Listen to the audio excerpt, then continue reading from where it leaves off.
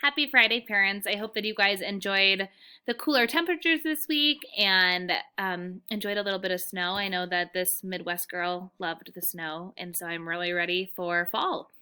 I hope that you can enjoy some time outside this weekend, though, with a little bit warmer temperatures.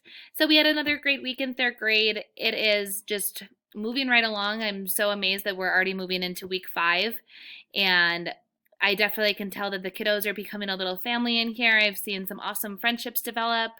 I'm continuing to work a lot on the social emotional part of third grade and building the whole kiddo. And so we've been doing things such as filling each other's buckets by giving compliments. We have been trying to work with different partners with different small groups.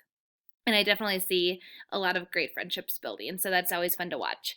This week in literacy, we focused on main idea, and the students did a great job on identifying details and bringing the details together to form a main idea. We still have a little bit of a challenge identifying a topic versus a main idea, but that's something that we continue to work on through third grade. For math, I hope that you got my email in regards to the addition and subtraction assessment. If not, please check back on that. We did start multiplication today, though, and it was a completely different feel in the classroom. The kiddos were feeling so excited and so ready to learn something new and did a great job with the first day of multiplication. So that was definitely awesome to see. The kiddos felt a lot of success today, and I know that's just what they needed. In core knowledge, we are working with investigating forces. So this week we talked about different forces, motion, and next week we will be doing some more hands-on learning with magnets. And so I know that the kiddos will really enjoy that investigation. And finally, the kiddos have been working on their second creative narrative piece. They are doing such a great job with introductions and closures. They're loving using onomatopoeia.